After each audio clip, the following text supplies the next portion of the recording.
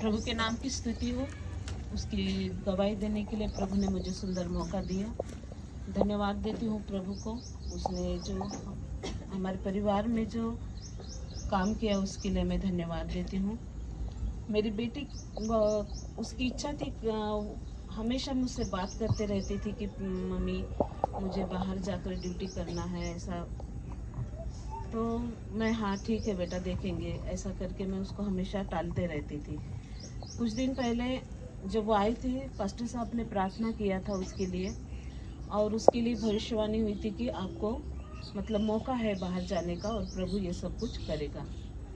तो हम लोग प्रार्थना में जुट गए। फिर भी मुझे टेंशन था कि प्रभु बाहर जाना है, काफ़ी खर्चा आएगा जाने का और वीज़ा के लिए बहुत सारा खर्चा है, प्रभु कैसे करेंगे। फिर भी हम प्रार्थना कर रहे थे मेरी बेटी और मैं, और प्रभु को मैं धन्यवाद देती हूँ। सच में प्रभु महान है प्रियो, वो कैसे रास्तों को खोलता है हमें पता नहीं चलता। और गए महीने में मोबाइल में ऐड आई कि इंटरव्यू है करके, लेकिन उसके हॉस्पिटल में ऑडिट चालू था, नागपुर में इंटरव्यू था, तो उसको डबल उसकी ड्यूटी चालू थी, तो नागपुर उसको जाने को नहीं मिला। फिर गए संडे, बॉम्बे में सोमवार को इंटरव्यू था। अब कैसा करेंगे, संडे को उसने मुझे फ़ोन की, मम्मी मुझे इंटरव्यू के लिए जाना है और आज ही संडे को, तो कैसे, उसका भी पेमेंट नहीं हुआ था और हमारा भी पेमेंट नहीं था, पैसे की बहुत अड़चन थी, मम्मी तू कैसे भी कर मुझे पैसे भेज। फिर मैंने थे मेरे पास, लेकिन संडे को मैं वो नहीं कर पा रही थी, कैसा करेंगे प्रभु।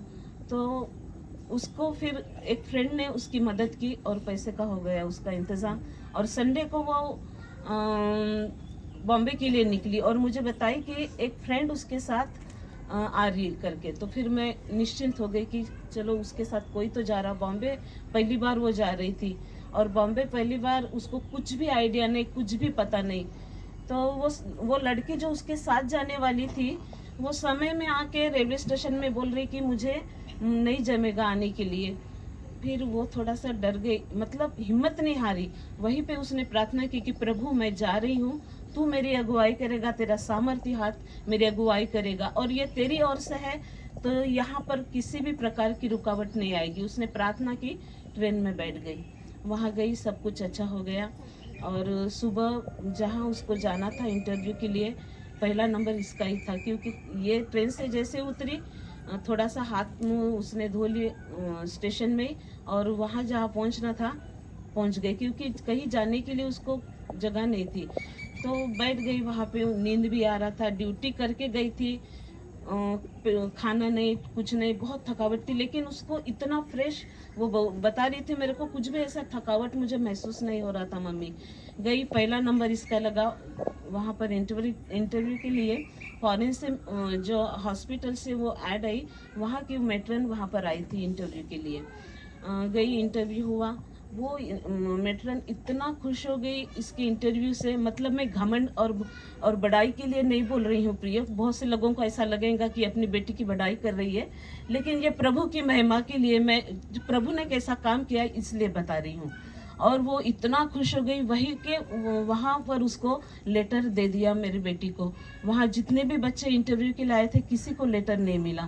और वो मैट्रन खुद बोल रही थी कि जिस हॉस्पिटल में मैं रहूँगी मैट्रन होके, उस हॉस्पिटल में आपको मैं रखूँगी। मैं प्रभु को बहुत धन्यवाद देती हूँ प्रिय, कि प्रभु मेरे मतलब कल्पना से, समझ से कहीं अधिक ज़्यादा उसने मेरे जीवन में कार्य किया।